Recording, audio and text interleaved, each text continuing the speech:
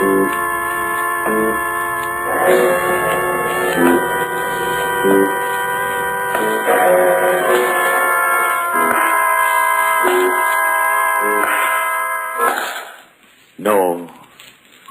No, stay where you are. Do not break the stillness of this moment. For this is a time of mystery. A time when imagination is free and moves forward swiftly, silently. This is the haunting hour.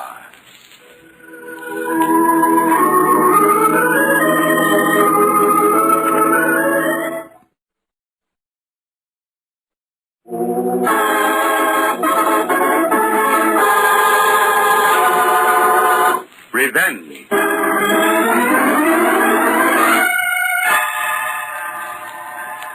Listen, those are bells tolling in requiem for a man who has died. How did he die, you ask? Listen to what happened to a girl who knew, and whose mind was clouded dark with the fear of knowing. Listen to a tale of murder. It is late afternoon. Lee House is set strangely on a cliff beside the rolling sea. Autumn leaves fall, and with them the threads of night.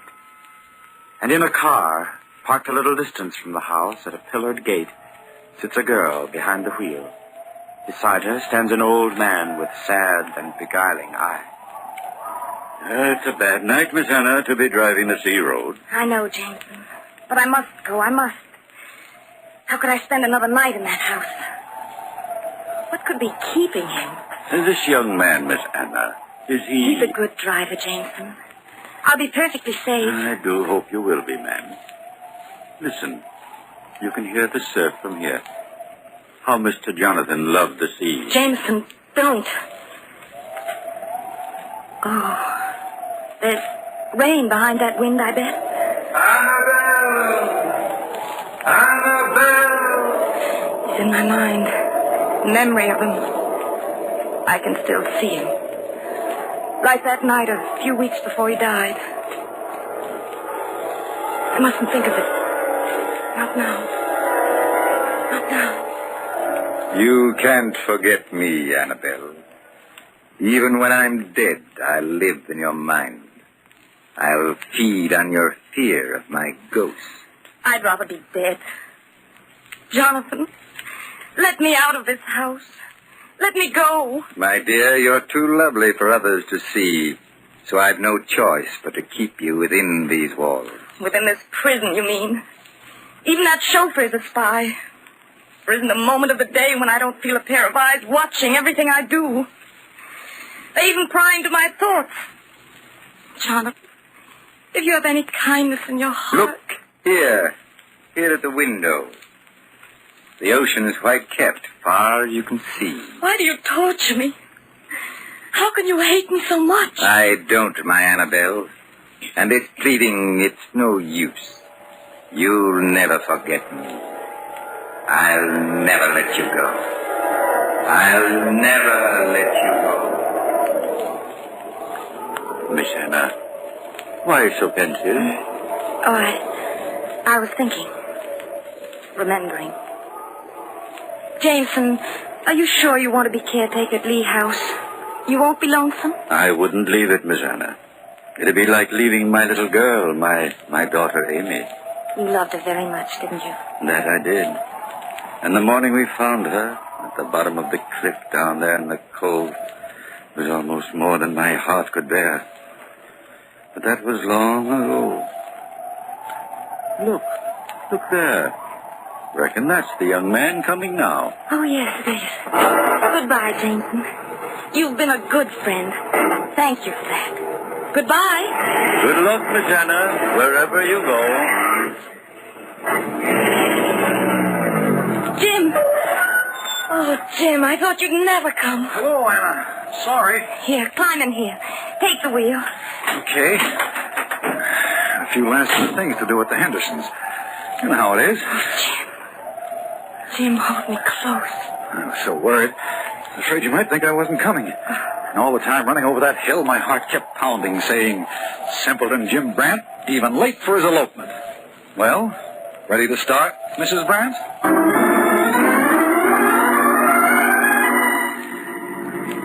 Just you wait and see what a swell honeymoon trip I've got planned for us, Mrs. Brandt. Oh, it's so wonderful. But is it real, Jim? What do you mean real? Of course it's real. Well, it seems like a good dream.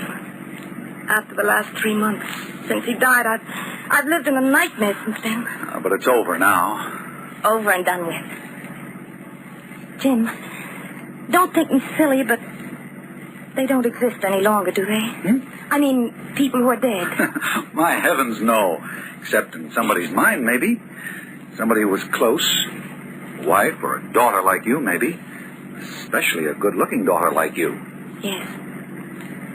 I want to tell you something, Jim. My, don't you sound serious, though. I don't want to be serious. All I want to do is be close beside you. Say, there's a road somewhere ahead that cuts off about 10 miles. Country road. We'll have to watch for it. Remember the first day we met, Jim? That little country road? Mm-hmm. Wasn't far from Lee House. You just walked down that road from the Hendersons, and when I came along, you were poking at some rocks with a long stick, and I couldn't imagine what you were doing. Oh, hey there, young lady. Would you like to see something? See what? Well, come here and find out. A whole nest of them. Down in this crevice in the rocks. Nest of what? Well, come and see. They won't bite you. Oh, no, you tell me. I'd rather not look. That rattling... That does give them away. Well, it's a mama snake and, I don't know how many chillin' in the nicest snake house you ever saw. Big fellas, too. Oh, then you let them alone before they come out. Oh, they'd be as scared of you as you'd be of them. Well, say, you live around here somewhere? Yes, but I must go now. Oh, no, wait a minute. I'm Jim Brandt, architect over at the Henderson's place. Been adding that new wing and rebuilding the stable. I heard about it. Where do you live? At the Lee House. I've been on lots of walks around here, but I've never seen you before. How come? I don't often go out. Say, you must be Mr. Lee's daughter, huh? Or has he got a daughter? I really can't talk with you, Mr. Brandt. I've got to hurry home. Oh. Goodbye. Oh, hey, Miss Lee. Maybe I'll see you around here again sometime. The first time we met. Remember? You were mighty strange that day. I was afraid. Afraid? Afraid of what? Oh, I don't know. I guess because all the days were so full of him. Like the day he disappeared. What do you mean, Anna? He went sailing alone that day. Then suddenly the squall blew up, the wind and the waves, and nobody ever saw him again. Annabelle. Yes, Jim? Annabelle Lee. Huh? Annabelle. I didn't hear what you said. I didn't. But you did. You said my name. You were just half asleep, that's all. Hey, what's that? Doggone it, Anna, we got a flat tire. Don't stop, Jim. Don't stop here. We have to. I can't ride the rim. But there's nothing to fix it with, Jim. Let's go on, please. I don't care about the tire. Anna, what's the matter? You think I'm going to ruin a perfectly good... Hey, look. There's a little house up there. I'll bet he's got a jack. Hey, up there. Now, darling, don't look like that. What's the matter? Hello. Sorry to bother you. Have you got a jack I can borrow? Flat tire. Sure. Hey, son, go get the jack out of the car. You see, Anna, we'll have it fixed in no time. Oh, darling, don't look peeved. You people headed for the turnpike? Mm-hmm, that's right. You're going the wrong way. Shortcut's back about a mile. Oh, you mean we're past it? Well, how do you do there, ma'am? Didn't see you at first. How'd you do? I don't guess you remember me. I come over and helped your husband's man, Jameson, fix the gardens this spring. Jim. It's too bad he's lost in that squall, Miss Lee. He's a fine gentleman, Mr. Jonathan was. It grieved us all to see your husband go like that.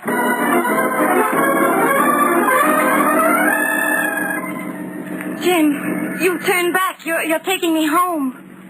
You were Jonathan's wife, Anna. Don't take me back. I didn't lie to you, Jim. I was going to tell you. When?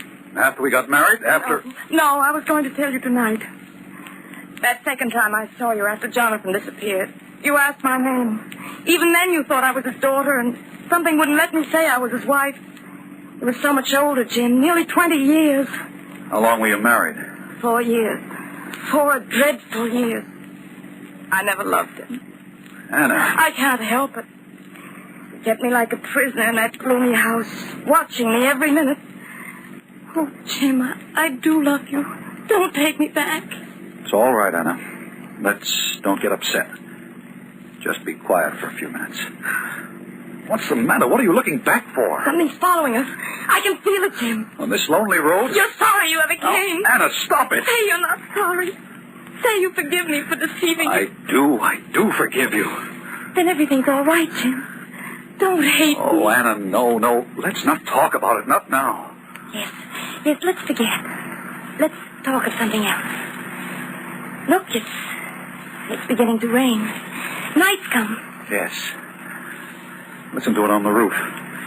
Seems to be saying your name. There's a poem written about you. Know that? Yes.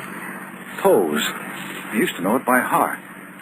It was many and many a year ago in a kingdom by the sea. That a maiden there lived, whom you may know. That's it. By the name of Annabel Lee. And this maid, she lived with no other thought than to love and be loved by me. Hey, you know it too. Heard it 1,000,000 times. I know it all, every syllable. Jim, listen. What? It was many a year ago in a kingdom by the sea. Jim, look. What is it? On the road in the lightning. A man in the rain. Anna, it's not anybody. But you don't know. He was in the house from that first day he disappeared. I could hear him even before that.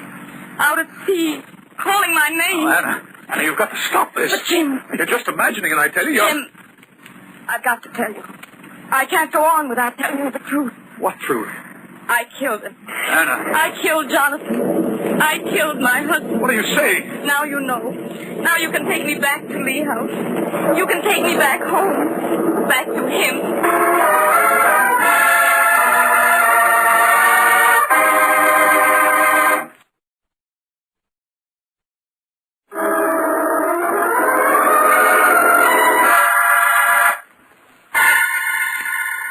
Jonathan Lee is dead. And our story begins one night a few months later when Anna, a young woman who has lived in seclusion for 4 years at Lee House, is to be married to Jim Brandt, a young architect. Jameson, the old caretaker, sees her off in the station wagon, and as Anna and Jim drive along, she confesses that she was Jonathan's wife, that she herself murdered him. Her mind is distraught with a terrible fear that the dead man is somehow among the undead, that he is waiting for her. Oh, Anna, I don't believe you. What are you saying? That I killed him. I planned to kill him. No, you couldn't have. I had to tell you. Because Jim, somehow he's not dead. You said the dead only live in somebody's mind. And they do. But they also live beyond the mind. Oh, Anna, please. That's why I couldn't wait to tell you. Calmly and sanely in the light of day. Jonathan's waiting somewhere for me. Now, Anna, listen. Don't you see, Jim? I thought I could run away from him. I thought I could send him out to sea and he'd never come back again. Here, I'm going to stop the car. Oh, no. Jim, please, no. If you loved me, take me home. Tell me why. Why on earth did you do this? I had to. Tell me why. That poem you mentioned. He used to say it to me. He used to love it. I'll hear him till I die. His voice droning out the words. Sometimes, Jim, he'd lie awake and I'd hear him whispering it over and over. Like the sea, mournful and sad. When I started working in the village at the library, 5 years ago that was, he used to come in and ask for Bo. At first I thought he was just a lonely old man. Lonely because his wife was dead. That day, late in October, he asked me if I'd take the job of cataloging his library. It was right after my mother died. I was alone. He used to come in that big, dark room and ask to help. He used to say, "You're working too hard, Annabelle. Come for a sail with me." I went once or twice. He'd look at me with a strange kind of laughter in his eyes. Then he asked me to marry him. He asked me a dozen times. At last I did. And then 4 years in that house with the sea always pounding, the wind crying in the cove. But what did he do, Anna? What could have made you... He was going to kill me. Just as he killed the first Mrs. Lee. What? He murdered her? Oh, Jim. I had to do it. From the day I married him, I wasn't allowed out of that house. Except when he went along. That afternoon I met you. He'd gone for a sail, and I planned to run away. Yes, you did have a suitcase, I remember. But when I met you, I was sure you were one of his spies, so I had to go back again. That night, I went to his room. He was sitting in the huge chair by the fire. He looked up and smiled that grim smile. Did you want something, Annabelle? Jonathan, you loved me once. I had pity for you once, if not love. Oh, listen to me, please. But you said it all before, hundreds of times. I couldn't say it enough, Jonathan. Please, please let me go. I'll do anything you say if you'll only let me go. But, my dear, when I met you, didn't my money please your eye? Isn't it enough to have that? It wasn't your money, Jonathan. It was pity for you. Only pity. I thought it was love. Where is your pity now? No, Annabelle. I couldn't let you go. You'd find pity for another man and grow to believe that you loved him, too. How could I bear such a thing to happen? No. You see, your pity, as you call it, is only for me. Until the day you die. What do you mean? Jonathan, what do you mean? Soon, I'll let you go, Annabelle. Some day soon you must go for a sail with me. I screamed and ran from him. My mind was sick with terror. What was I to do? The house was like a prison, and everywhere I turned were shadows and gloom, and Jonathan was part of it all. But I had one friend, and he'd come to me when I needed him most. Hannah, don't turn on the light. Jameson, where are you? Here beside you. I've been waiting in your room because I had to see you without him knowing it. Oh, Jameson, you've got to help me. I've got to get out of here. No, Miss Anna. That's what he wants you to do. And that's why I came to stop you from going. Why? He'd follow you. He'd find you. You heard what he said? I've heard it before. The other Mrs. Lee. She begged him to let her go. Time and again she begged him. And one day, she took a boat from the cove. He said she was lost in the sea. Yes, Miss Anna. But Mr. Jonathan followed in a skiff, and then she never came back. He murdered her. Jameson. It's the truth. I believe you. I do. Then wait and plan. I'll help, but he mustn't know about it. Tomorrow, we'll talk tomorrow, if he goes sailing again. Sailing. You're right, Jameson. I won't run away. I know now what I have to do. I know now what I must. So that night I made my plan. The next day he did go sailing. And that was when I caught them. With a little cord noose I made myself. I lay on the rocks for a long time, looking down, waiting till I could get the cord over their heads. Caught what? The rattlesnakes you showed me that day. Yeah. I caught them and took them down to the cove in a box. And that night I put them in his boat in a coil of rope. I left them there. Oh, Anna, how terrible. The next day he went sailing again. He didn't see them at first. The motion of the boat and a sharp sting on his leg. And waiting in the dark, I could picture him.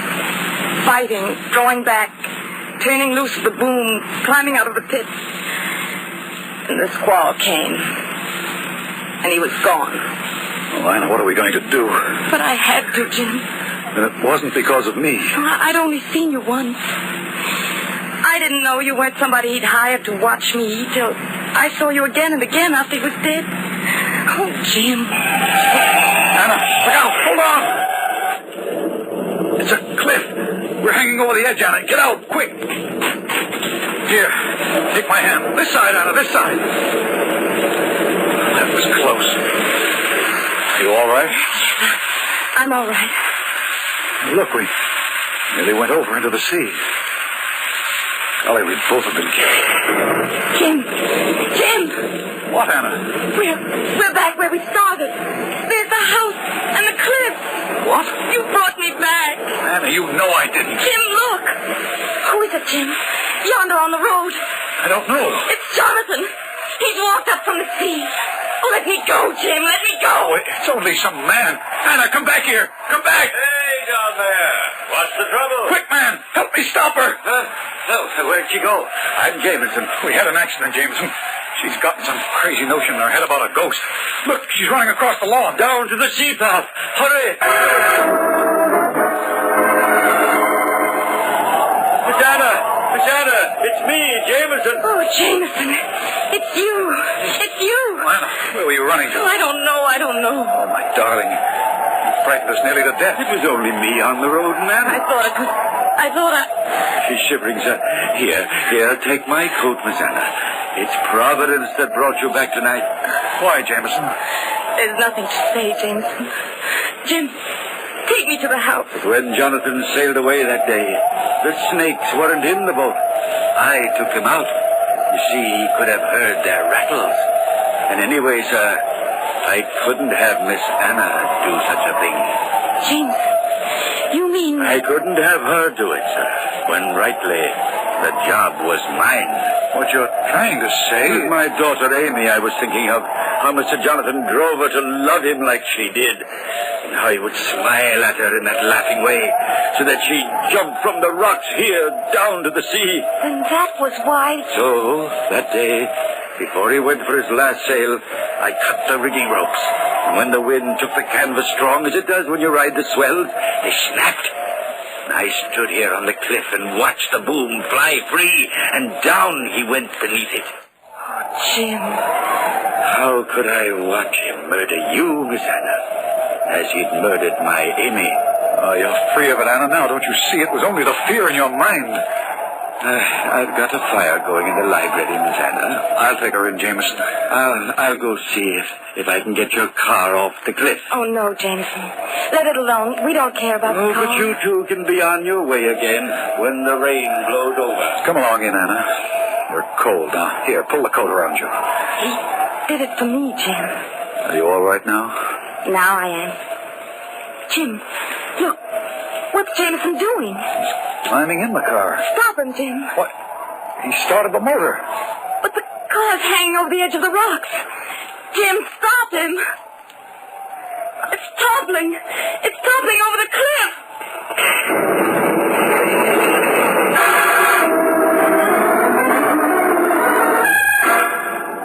Oh, Jim, how awful. It went over the cliff.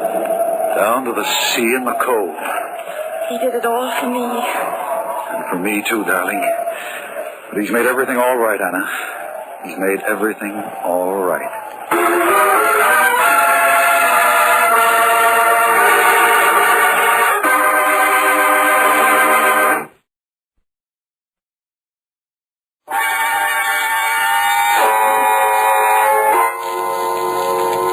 From shadows and stillness, mystery weaves a spell of strangest fascination, charging the mind with doubt and fear. For mystery is a strange companion, a living memory.